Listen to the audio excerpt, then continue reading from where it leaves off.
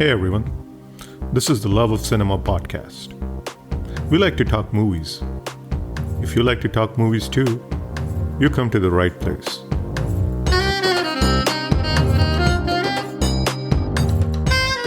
And that scene where they're looking at each other and at each other, reacting to each other in the mirror, and she's trying to seduce him, and well, he's almost seduced, and yet he knows his position in society especially towards her, is really as an underling.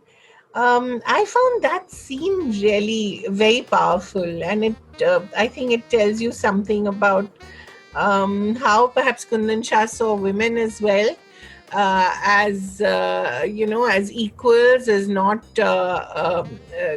mere accessories or playthings.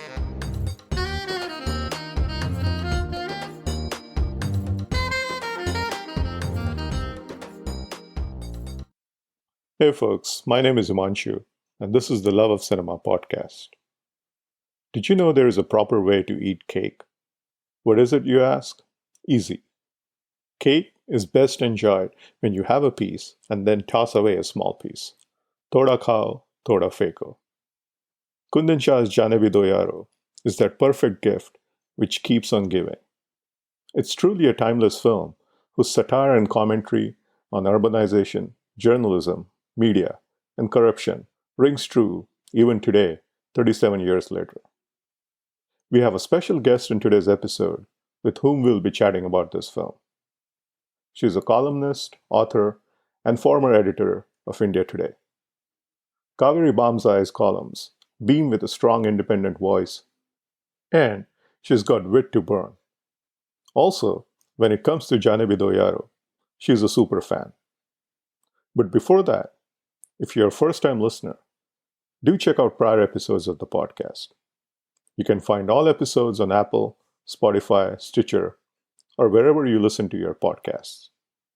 If you enjoy organic conversations centered on Indian cinema and streaming shows, Love of Cinema podcast was created for people just like you. So do consider subscribing. Also, please do rate and review the podcast in Apple Podcasts, as that will help others with similar taste discover this podcast. So if you like this episode, please rate and review the podcast and help spread the word. Back to today's episode. As we raved about Jaane Bhi Do Yaaro, Kaveree and I tried to unpack what makes it such an endlessly delightful film. We talked about our favorite scenes, the genius of Kundan Shah, the strong collaborative spirit behind the film, the film's black comedy and commentary, the comedic genius of Satish Shah, and quote-unquote, the happy sad face of Ravi Baswani. Kaveree also had some very interesting takes on how Kundan Shah projected women on screen, the famous Mahabharat scene from the film's spoken language dialogue, and why we, as a country, are more touchy about the Ramayan than the Mahabharat. We also discussed the influences on Jaane Bhi Do Yaaro, from the Marx Brothers to Antonioni to Dilip Kumar's 1964 film, Leader. Here's our chat. Hey Kaveree, how are you doing? Good. Great. Very nice to have you on the podcast. And today we're going to talk about a little film called Jaane Bhi Do Yaaro. Yes. One of my favorites, and I think a favorite for a lot of people. Absolutely, yes. A film which many of us have come to adore over the years. Right. And if there ever was a gift which keeps on giving. Yeah. So I remember the first time I watched it, actually. I think must have been 10 or something. I think it was on Doordarshan, one of the many times it was shown on Doordarshan. In those days, NFDC movies used to be shown on Doordarshan routinely. Right. And it was such a joy because we saw movies that we would otherwise never have seen, because those days there were no multiplexes, as you know, and there were, movies such as these were always crowded out by the bigger multi-starrers and Amitabh Bachchan movies, and they were all single screens. So it was such a pleasure to watch a series of movies like this, whether it was Satyajit Ray's or whether it was Govind Nihalani's Sham Benegals. I mean, we saw all these movies on Doordarshan in black and white, and it was a total joy. And I still remember the first time I watched it. I think I couldn't quite understand everything, obviously. I was perhaps a particularly backward 10-year-old, but it's a movie that I can watch every year and enjoy each time even more. Yeah, I first watched it in the mid 90s when I was still Okay, in my teens. right. And I had a similar experience. I remember having loved the more popular slapstick bits involving Yeah. Satish Shah, the Thoda Khao, Thoda Feko scene, which I found Yes. hilarious. Its crazy climax, the crazy run in the main characters have at the stage performance of the Mahabharat. And another thing that I distinctly remember is even then, I loved Vanraj Bhatia's score. A score Right. that has a very distinct sound to it, and it caught my attention the very first time I watched the film. Right. And And you know the movie immediately. You get that sense. There's a sense of danger, and yet there's a sense of sort of there's a dark tone to it. Which really is the black comedy that it is. And I think for me, in a series of scenes which are so highly comedic, it's that one scene at the end, actually, which is so tragic, that always gets me, when they're coming out, when they're in their jail uniforms, and this is playing on their on the soundtrack, hum honge kamyab, and then they sort of slice their heads and hang their heads. And it really, for me, is a commentary on the common man, I think, in India, on all of us. And I see myself in that situation again and again. Really, one of so many people who, we believe we work hard, if we're honest and if we're good, and, God will look after us, things will work out for us. Doesn't always happen. And I think that is a true genius of Kundan Shah. In the middle of all that fun and frolic and what you think is really hilarity, is this really dark commentary on our times. And that's what makes it so artistically relevant even now. You could give me that scene now, and I think it still works for me, and it still says so much about where we are as a society. So I think, I know I've got ahead of myself here, but I was just oh watching no, it no, again, and please. it moved me so much that one scene at the end really tells you everything about us. True. And like you said, I mean, the film is essentially a satire around the corrupt Mhm. nexus between construction giants, bureaucrats, and the media, and how the general public is always taken for a ride. And that has always been true. So it's, Yeah. that's one of the reasons why the film still remains so fresh. Hmm. But what would you say are some of the interesting recurring motifs in the film that you have discovered over the years? Well, one is, of course, the idea of urbanization.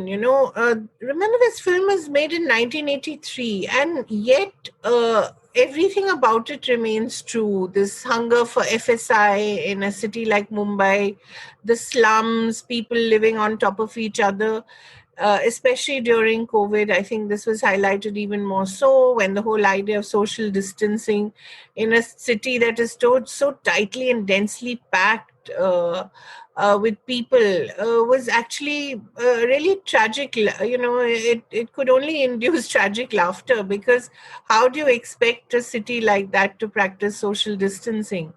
That's one. I think the idea that the urbanization that we saw, the incipient problems that this film alludes to, whether it's the breakdown of the flyovers, or even that scene where the Demello flyover is inaugurated, and Pankaj Kapoor's character says that not only will this flyover be, sort of gender neutral, and allow people of all castes, categories, etc., to pass over it, it will also allow people to live under it. And you think, my God, nothing changes. People still live under flyovers in the city of Mumbai, in the city, in every major city in the world. And in India. And these were the invisible people that the government says it still cannot count. It still has no idea who they were or where they came from. And these were the people who went back home in hordes, and they walked home, they cycled home in whatever way they could, because we just abandoned them. So I think the idea that the city, as a soulless entity of towering buildings and creaky flyovers and builders who are just so greedy, aligned with politicians and bureaucrats and the media, I think that has just not changed, and it's in fact possibly become worse. So I think the coronavirus really brought that home to us. And in those scenes where the all of them first meet to work out, how much of a bribe Satish Shah will get, you see that this is the city of nightmares that it will become. And it really was, and it really is. And it's the nightmares of a lot of people who wanted to escape it, and yet they had no choice. They will come back again. They will come back to look for work. They will come back to the very same people who abandoned them. And that's really the tragedy of Indian urbanization. There's just no thought to it. That's one. And I think the second thing, of course, was the media. I found that very interesting. I Right. remember when I first saw it, not maybe the first time, but perhaps later, I was always struck by Bhakti Barve's character, and I always thought that she's such a sly little thing, and that's really not the journalism that we sort of grew up believing and we wanted to practice. And it always struck me as sort of being very unfair. But increasingly, when I look at the kind of journalism that is being practiced today, especially in television studios, with anchors screaming down the truth as they believe it to people, I wonder, whether we always had this sort of a seed of corruption and, moral degradation deep within us. And that's really who we were. And that's really now unmasked. And you see the kind of news you have, and you wonder, it's really living in an alternate reality. Either the television newsrooms are living in an alternate reality, or we are. You wonder which is true. So I think some of these themes are still very valid, even more so than ever before. But not to say that this film is not fun as well. It's not just about these issues, weighty and important as they are. I think it was also the way it was put together. There's a sort of element of collaboration that perhaps you don't see so much in later movies. The actors were also production controllers, were also editors, were also assistant editors. The two protagonists are named after the story writer and the production controller. Everyone did everything and sort of pitched in to make this movie. I love that idea. I love that idea of a sort of familial bond that all of them had at that point. Very young people, obviously, all of them. And what a lovely experiment this was. There's so much joy in that. That's really what comes through in the movie. Absolutely, yeah. It's in the true indie spirit, so to speak, that the Yeah, collaborative spirit, and this is a great point to segue to Kundan Shah's style, and then we will right. talk about his style in the film. But before that, I just wanted to share quickly an anecdote that I'm sure you're aware of, and some of the listeners might be aware of as well. But Kundan Shah's diploma film at the Mhm. FTII was a film called Ponga. Right. It was in part his tribute to Godard's Band of Outsiders. Hmm. But get this, when he made Bonga, he had yet to watch the Band of Outsiders. He had only seen the famous dance sequence, but not the Right. rest of it. He knew about Godard's film and what it was about, but he hadn't actually seen it. Right. And it's kind of crazy if you think about it. And I always found this story fascinating because I think it kind of captures beautifully the whole craziness of Kundan Shah and Jaane Bhi Do Yaaro. How would you describe Shah's style of writing and his approach to comedy? I think it's just amazing. It's both. It's truly original. It's a voice that is truly original, and yet it is so respectful of everything that is around him. This movie was made in 1980. I mean, well, it was released in 1983, but the kind of themes that it touches upon are so so much a part of the 70s, and the anger that there was against the establishment, Right. and the spirit of rebellion among young people, and it sort of touches on all that. And I found that his ability to capture all of that and yet do it in this fashion where perhaps you would think it's almost absurd. For instance, the sequence where Nasiruddin Shah and Satish Kaushik are talking to each other in the same room on telephones, which then get Hilarious scene, yes. exchanged. Yeah, I remember Nasiruddin Shah saying that he had such an enormous fight with Kundan Shah over this because he couldn't quite understand this whole idea, of this absurd scene. But that is the beauty of that scene. It's absurd, and that this can't possibly be happening, but yet he manages to convince you that it's there and it's real and it's happening. That thora khao thora pheko sequence as well. It's absurd, but it is just funny, and it's also so sad. The whole idea that you have this Swiss cake and these people have been subsisting on bananas, and finally they find this Swiss cake of which they get little bits thrown at them. It's actually so sad, and yet you're just laughing at it because he just forces you to look at what we've become. I think that is the amazing thing about him.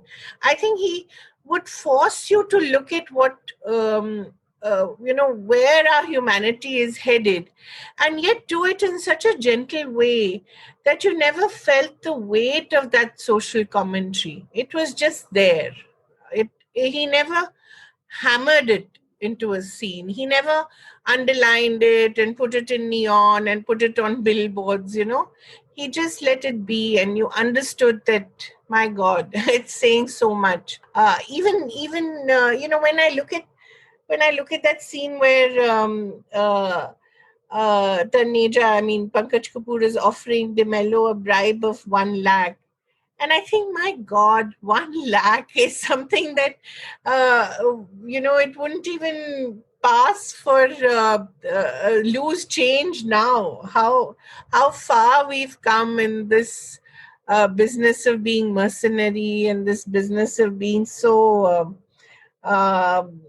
corrupt and so morally, I think, depraved, that 1 lakh to us seems really so little. And this whole idea that this construction that Taneja and Ahuja are fighting over is worth 5 crore, and you think, at a time when we would hear of scams of 1,76,000, no, however many crore it was, you think, my God, it's so little. So we've just, I think, progressed, I suppose, but in the wrong direction, perhaps. Which is as good as regressed, right? The other thing I found so interesting, when they talk about that pani, when Pankaj Kapoor is talking about one day without water, and he says that, oh, the gutters will be full, and he says, so please don't use your water that day. So basically telling people that you are using the gutter ka pani, but it's okay. You know that. We know that. We know that the city has sewage water flowing through its veins. And, we all sort of conspire to make ourselves believe that we're drinking clean water. things like that. There's little things like that which still amaze me. They Yeah. continue to amaze me. Right. Yeah, I think the film is a delightful blend of slapstick and the subtle, like you said. I mean, there are so many subtle bits in here. And I think that whole style would be well acknowledged in the years to come as Kundan Shah's signature style through his work Mm. on television and his later films like Kabhi Ha Kabhi Na. But yeah, like you absolutely said, it's a wonderful mix of the two and everything in between as well. So obviously there are a lot of slapstick bits, there are the subtle bits, and then there's everything in between. What are some of your favorite subtle bits? Because we all know the slapstick bits and we are all fans of those moments. But what would you say are some of your favorite subtle moments from the film? I was really affected by that scene where Bhakti is trying to seduce Oh, Nasir. yes, yes, that's a great sequence. Yeah, it's actually so lovely. And you look at such a young and handsome Nasir. It really gave me quite a shock because I never really thought of, Nasiruddin Shah always played characters, I mean, he could be the guy scratching his butt in Mandi 1 minute, and he could be the evil guy in Mirch Masala the next, he would not really, I mean, his he always, I think the character that he played was always much more powerful than who he was as an actor or who he is as an actor. Even now he just immerses himself in the role. And suddenly with the start, I realized, my God, he was really a handsome man, a very handsome young man. And, that scene where they're looking at each other and at each other, reacting to each other in the mirror, and she's trying to seduce him. And, well, he's almost seduced, and yet he knows his position in society is especially towards her, is really as an underling. I found that scene really very powerful, and I think it tells you something about how perhaps Kundan Shah saw women as well, as as equals, as not mere accessories or playthings. I think that was something that underlined that to me. Then what else? There's so many other lovely scenes that a very young Nina Gupta, my God, looking so smashing. And then you think, my God, no wonder, you know, Vivian Richards fell for her. And you look at her work now, she's still so amazing. Some of these things really strike you when you look at that film again. For me, I think that scene in the mirror was lovely. Yeah, I love the muted and the not so muted commentary in the film, Hmm. and just the commentary on corruption and the general state of affairs. In fact, the one not so muted part I would like to talk about first is the film doesn't shy away from taking some names. For example, we see a news bulletin talking about the recently Antole. resigned. Yes, about Antule. And I'm sure you know about this, but for some of our younger listeners, Antule was a chief minister of Maharashtra in Hmm. for a brief time of, I think, only for 2 years or so, Right. who had to resign in 1982 after being Yeah. convicted by the Bombay High Court. And essentially, what happened was he was charged for allotting more cement to certain Right. construction giants, exceeding the government allowed quotas, in return for contribution to some of the trust funds that he held. Hmm. So that bit is there. So we know that there's a not so subtle commentary on corruption, but then there are also the subtle bits, like there is a very interesting scene at the very beginning of the film where we see a protest march passing by the photo studio, Hmm. where Hmm. an Hmm. individual from the group vandalizes the snacks stand Right. that Sudhir and Vinod have put up outside their studio on occasion of its grand opening, hinting towards the GATT flag kind of elements of protest movements. And there's quite a bit of socio-political commentary in the film, I thought.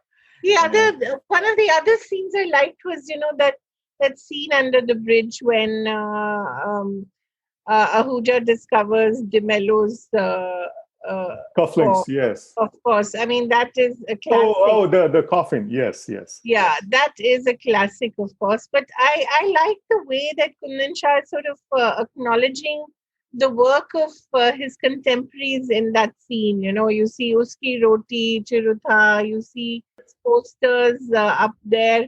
And I like the way that he used that opportunity to look at some of the work that his contemporaries had done at a time when there weren't so many avenues for them to really publicize their work. And I thought, how clever, you know, not losing even that little bit of space that he could find, that little bit of, blank space he could find at that moment, using that so cleverly. That's a It's just, great point. Great point. and it shows the generosity of spirit that these people had at that time. I think they really did collaborate so closely. They would look at each other's scripts. They would contribute to each other's funding. They would, they would, uh, uh, they would help each other in whatever way they could. That sense of collaboration is so very much missing in the work that you see now in the industry, and I think that is such a loss. And that's something that that generosity and that altruism is something that's completely missing now, I think. Yeah, you do get a feeling that there was a strong sense of fraternity that gets projected, like you said, through those posters and kind of like promoting your, colleagues' works and stuff. So yeah, that was a great point. Can you imagine, say, a Yashraj movie doing that now? They'll only be referencing their own work. And I think that's really the other tragedy that has struck the industry now. It's become so self-referential, you know. A filmmaker like Aditya Chopra will only refer to his own DDLJ, to his own Mohabbatein.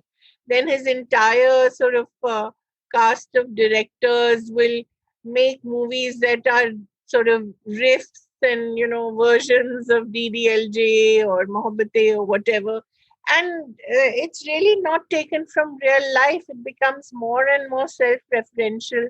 It's more about the stories that have been told by the filmmakers rather than the stories that these filmmakers have lived through or seen through their own eyes.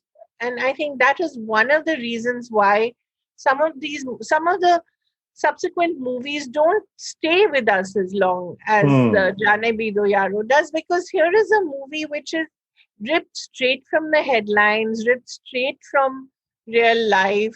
You know, even when I remember that scene where Nasiruddin Shah sort of falls down and he says, "Oh, I've fainted because I've not eaten for so many days and all I've eaten is a banana." But you know, can you imagine a scene like that happening in a movie now?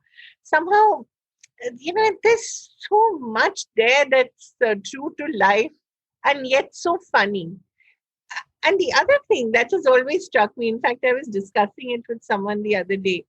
I was wondering aloud where if the kind of play on the Mahabharat that happened at the end of Jaane Bhi Do Yaaro, if that were to happen in any movie now, I wonder what kind of reaction it would get in these very politically correct times, you know, where Draupadi's Sriharan is to happen, and it doesn't happen because suddenly she has this protector.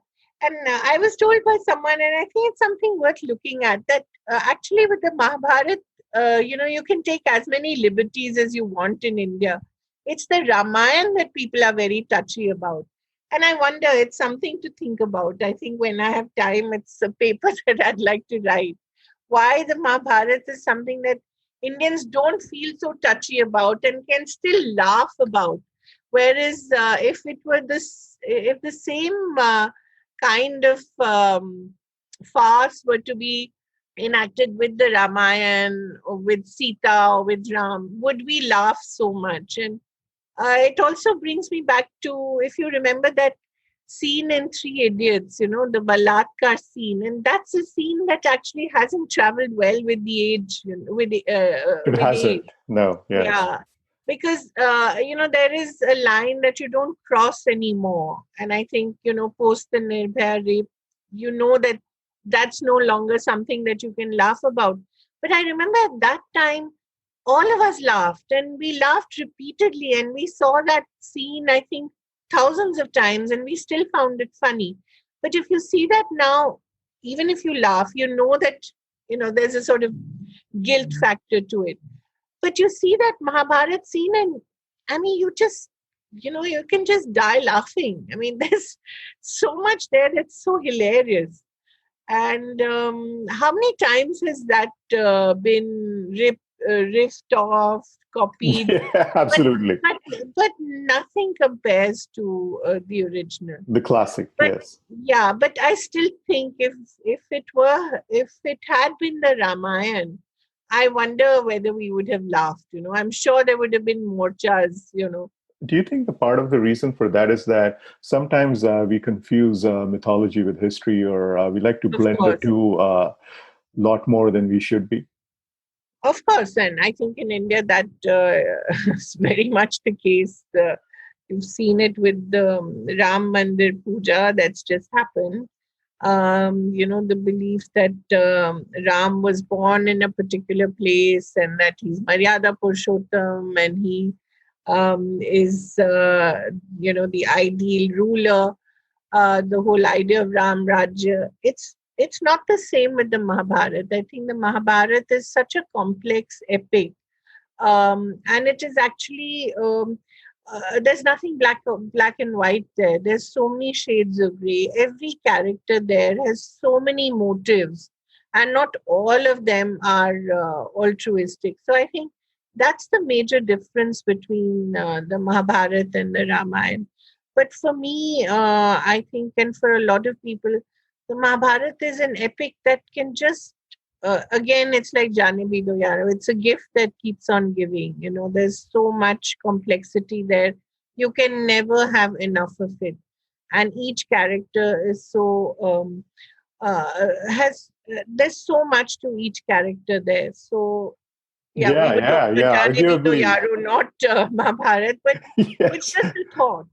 Oh, no, no, I agree with you. I think arguably it's the greatest story I ever told. And like Hmm. you said, it's so much of it is open to interpretation Hmm. and so your perspectives, and that's what makes it more interesting. But we digress. So, Yeah. getting back to our discussion, let's talk about the referencing in the movie. I thought that there Hmm. was a lot of nice referencing in the movie too, and some of it is quite well known, some of it is not so well known, and this is all understandable because all of these they were essentially kids from FTII. So, they knew their Hmm. film and they knew their cinema.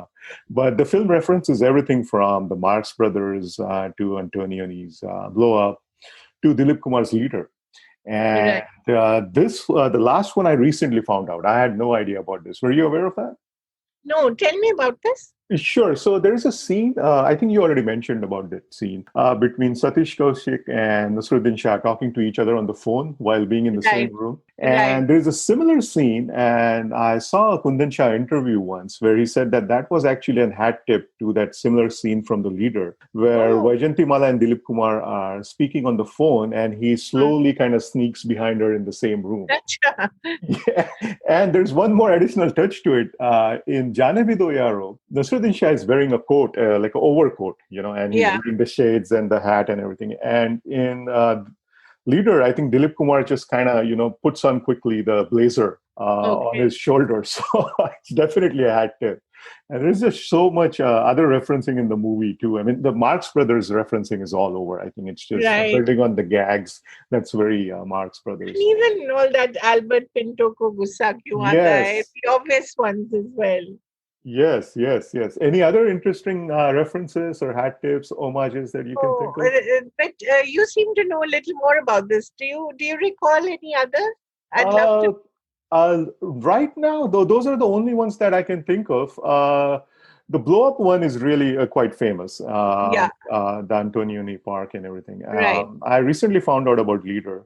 Marx Right. Brothers, I think, and again, Kundan Shah was a great, fan of the Marx Brothers, and one of their movies is Day at the Races. Right. It's a very famous film, and there is a sequence there which I think it's not really very similar to it, but it's very similar to when Taneja and Ahuja are trying to essentially outbid each Strike a other. deal. Yeah, Yeah. and they're trying to outbid each other in front of Right.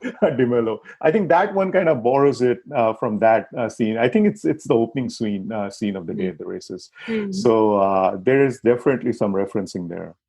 No, it's really amazing, and I believe that there's a 5 hour version there. But I believe that's lost or nobody can find it.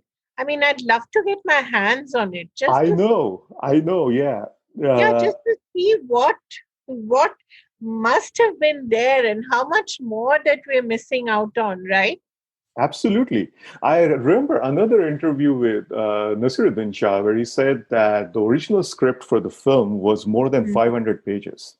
Yeah, apparently, Kundan Shah kept that even after the film was made, and he wanted to make, kind of a sequel to the film where these guys Right. return after 25 years in prison and so forth. And Yeah. God, I mean, that would have been what a hoot.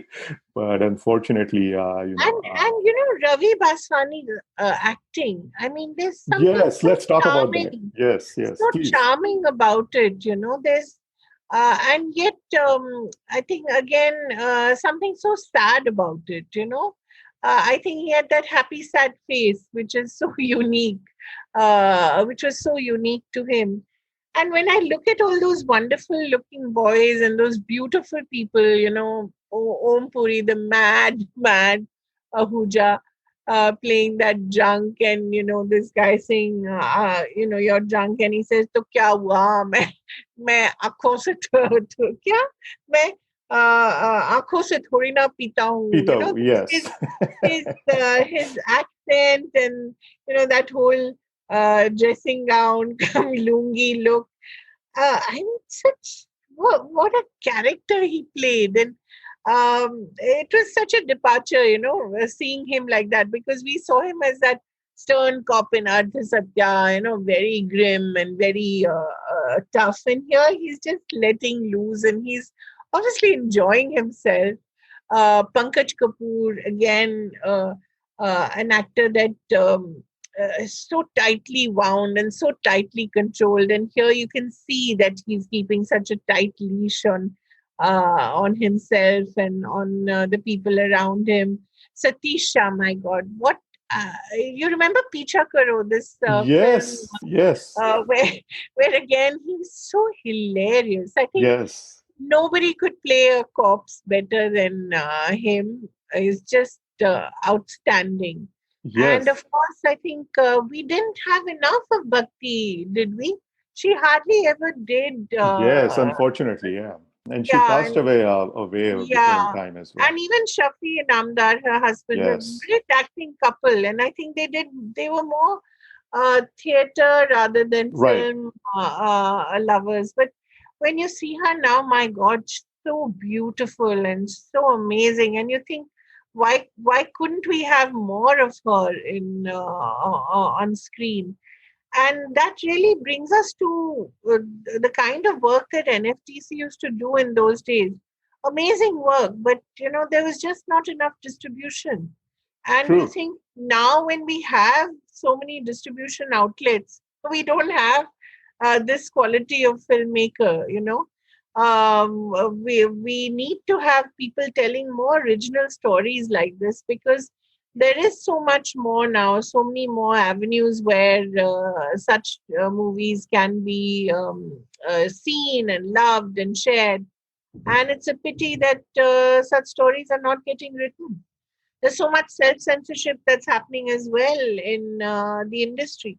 That's People are awful. so Yeah, scared of saying anything that could be construed as either being anti national or anti politics or anti Hindu or anti anything. that's true. Yeah.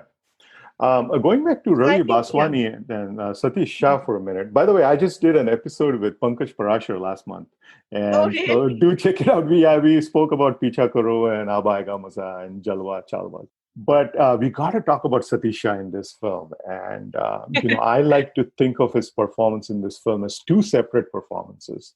Uh-huh. One is the alive and kicking Di Mello, and the other as the perfectly still dead body of Di Mello. Right, The former is just great as it were, but the right. latter performance as the dead body is one for the It's ages. Goodness me. amazing. How good Yeah. is that, Kaveree? I mean, have you ever seen a dead body that good? That spoke so much, it's just so I've never seen a performance that is so versatile. And you remember the scene where he's posing for Nasiruddin Shah, where Nasiruddin Shah Yes, is taking absolutely. pictures Yes. He's of the taking pictures papers. of the tender papers. Yeah. Oh, it's just so funny. I mean, and then of course you see him in later movies like Main Hoon Na and all as that spitting principle and all. It's not a patch on what he could do, right? He sort of became a caricature of a caricature, but I suppose it happens to all of us with age. But he was really quite marvelous. What an actor!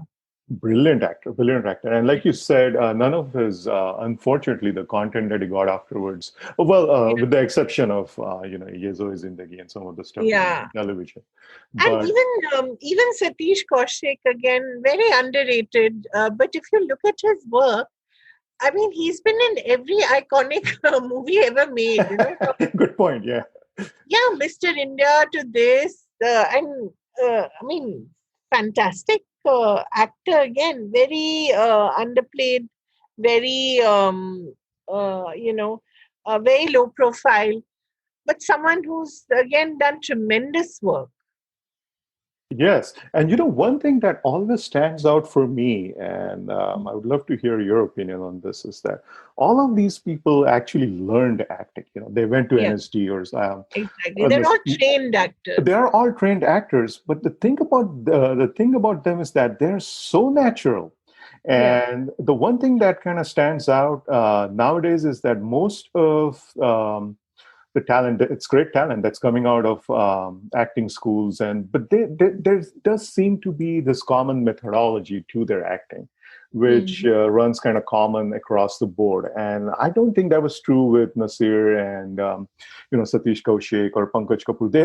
They all had their own style, and it was absolutely. absolutely natural, and it Yeah. comes across in every film that they did. Right. I agree with you. There's no cookie cutter style to any of them. I think they were such individualists, as while being great collaborators, while being great team players. Each of them approached their craft so seriously and so uniquely that they all developed their own styles. And I think that is what was so interesting about them. Whereas here now, sometimes it's difficult to tell one star or one actor from the other, and one actress from the other. They all seem to be playing the same role, the same way, the same, look up and then look down, that coy look, or, there's not much difference, is there? Yeah, that's the feeling that I get. I could be wrong, but that's just the feeling I get. And that doesn't mean that they're any lesser actors. They're all great actors. No, But I it think it's does just, feel like you can yeah. tell that these guys have come from the same kind of school. And I think we need to also speak about the dialogues in the movie. It's very spoken language. There's no dialogue bazi as such, and yet some of the lines are so memorable. You can imagine the dialogues of, say, a movie like Sholay going viral and remaining with us even now, because that was such a heavily written film. Almost every character had some major dialogue or the other. Even a minor character would have, अंग्रेजों के जमाने के jailer हैं हम, every character was so thoroughly written. Here, despite the fact that it is so beautifully written, but it was not heavy on dialogues as such. The language used is very spoken language, very everyday language, and yet there's so many lines in it which we still remember and which we still laugh at, and we still repeat. Perhaps not as much as Sholay, but pretty close. Absolutely. A lot of cult lines, a lot of cult scenes, moments, and especially Satish Shah's part. And another scene that I absolutely love, I think, which you already mentioned, was when Puri, pretty much drunk, runs into the casket. He mistakes it for a sports car. Yeah, and And he says, iski stepney thoda badi hai, and it tries to change the wheel. yeah, oof, what a scene, it's just done. And throughout, I don't know what Satish Shah was on. How come I mean, he doesn't move a muscle? It's an outstanding one. And he doesn't move a muscle, but he's still kind of talking to his eyes. So Yeah. it's crazy. I mean, that performance is simply, for me at least, it's and one for the and I ages. love and I love the innocence of things. You have a contest where the first prize is 5,000, and they get so excited about it. There's such a sense of innocence and sweetness to it, even when they're trying to seduce Bhakti, Bhakti Barve, and they're saying, this woman came in wearing a burqa, and now look at her, and you will go so much further. It's not vulgar. It's just so sweet and so innocent in their sort of cajoling her to shed her inhibitions. There's so much dignity in their performance. I think that's what's so lovely. There's not even a little bit of vulgarity in it. It's so lovely. Also, the Bombay in the movie is to die for. I mean, Oh yeah, my God. it's obviously a bygone era. But when Sudhir Mishra was on the podcast, I asked him around what time of the day did you shoot those scenes at Hirapanna? And he Right. said it was about 10 o'clock or so. I said, really? That's the traffic that was there at 10 o'clock in the morning? Right. He said, Right. yeah, of course. This was the 80s, and it wasn't that crowded at that time. So it's just crazy. Even And the end, where you see the gateway of India in the backdrop and the, customary pigeons flying all around. Uh, it's so iconic, Bombay. yes, And yes. and ultimately, really, I guess, when we were talking about urbanization, when we were talking about slums, when we were talking about flyovers, and uh, how people of all religions and castes and economic structure can pass above the flyover and anyone else can live below it. It really is the Bombay that we know, and despite its flaws and despite all its sores and wounds, we still love it, don't we? And I Absolutely. think there's some of that sense one got in Bombay, well, with a hugely a flawed movie. But there's a scene where the Ranbir Kapoor's protagonist tells Anushka Sharma, Bombay ke bahar kya hai? India. Yes, India. yes, you know, yes. it really is. Bombay ke bahar kya hai? It's India, and Bombay is such a separate has such a separate identity. Call it Bombay, call it Mumbai, call it Bombay, as Manoj Bajpayee's new rap song calls it. But it is something that remains so unique and so special.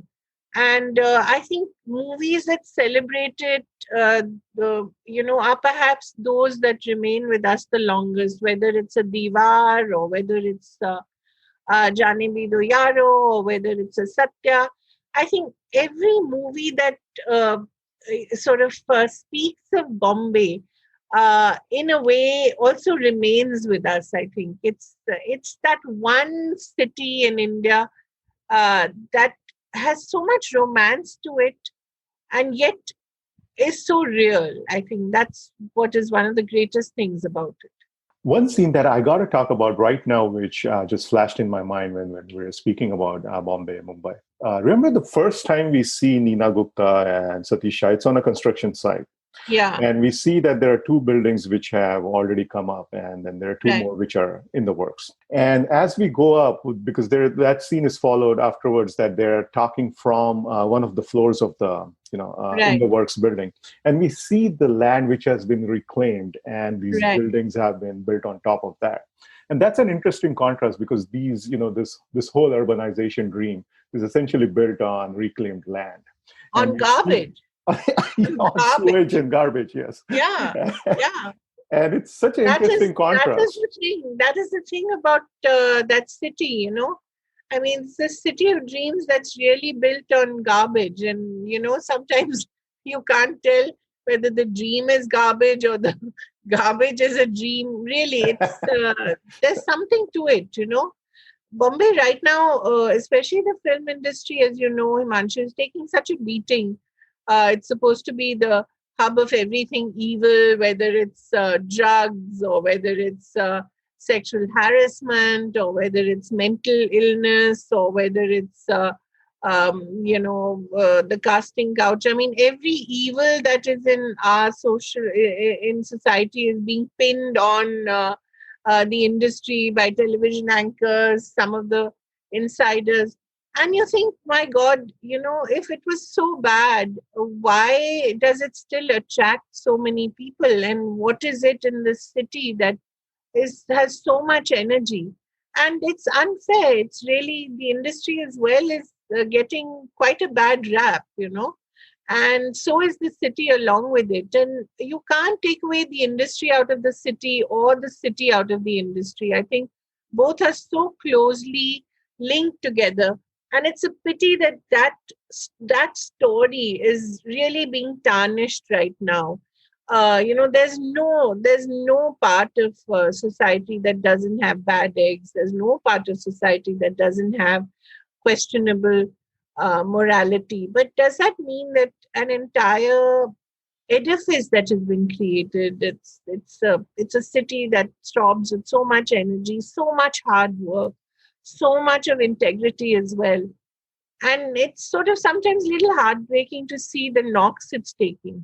But I think it'll survive. It's Oh, it will it's a survive. Yeah, survivor. yeah. Yeah, Although to that point, Kaveri, I always think that the film industry has traditionally always been a soft target.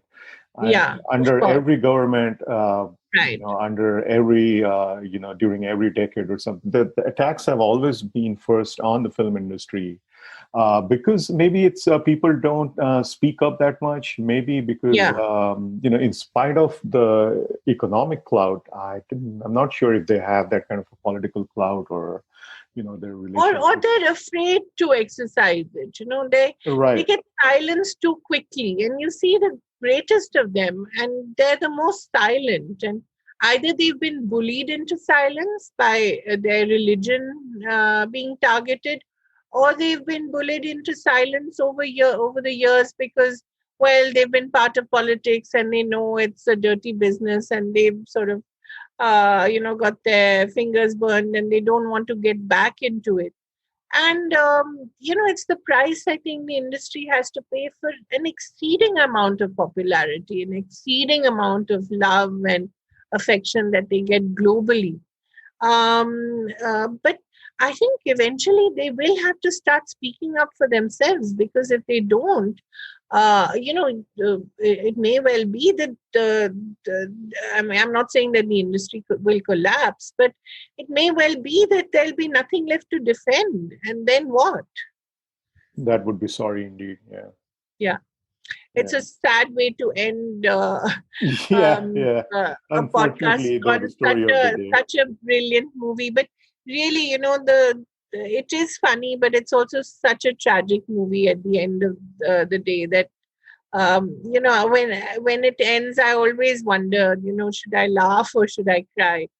Right. That will always be with me. Right.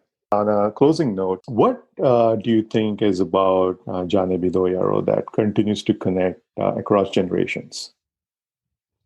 I think it's the sheer energy and the sheer enthusiasm of a moment in time of some of the best and brightest in the Indian film industry getting together and just putting together a movie that they all believed in so passionately. Someone edited it, someone acted in it, someone did both, someone was an editor, someone was a director, someone was also a production controller, and they all came together to put together a film that spoke so much of that time and of the 70s and what they'd been through. And yet there was a sense of hope, and there was a sense that this perhaps could be a new way of collaborating, a new way of making cinema, a new way of making what is now called content, which is such a terrible word. But that hope, I think, is something that didn't quite materialize. And I think that collaborative spirit of making the best cinema possible is something that we've lost. And I think that's why you hear of these camps and these cliques and these little groups of people who work in silos.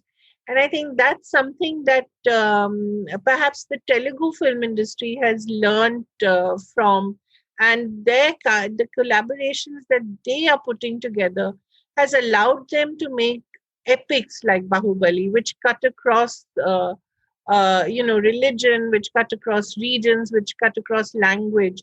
I think that's something that the film industry in Mumbai needs to rediscover. And I think only then will it discover its true greatness and start making movies which sparkle, literally sparkle. Even now, when you watch it, how many years later? I mean, it was 1983. I can't even count how many years later, and you still find it so relevant. 37 years now, yeah. Great, great. So, on that hopeful note, let's bid goodbye to this film for now. And thank you so much, Kaveree, for joining us on the podcast today. No, I to learned chat about this. possibly, yeah, and I learned possibly more from you than you learned from me. Oh, So no, you're just being thank, modest. thank you so much for having me. I really enjoyed this. And more power to your podcast. Thank you very much. Thank you so much, Kaveree. What a film. Loads of fun and hasn't aged a bit. I hope we convinced you to watch it yet again. If you liked the episode, do spread the word. And don't forget to subscribe to the podcast wherever you listen to your podcasts. Also, do drop us a review on Apple Podcasts when you get a chance. You can follow me on Twitter at loveofcinemasf8 for podcast-related updates and my tweets on all things movies. That's the episode. This is Himanshu signing off. And like always, thank you for listening to the Love of Cinema podcast.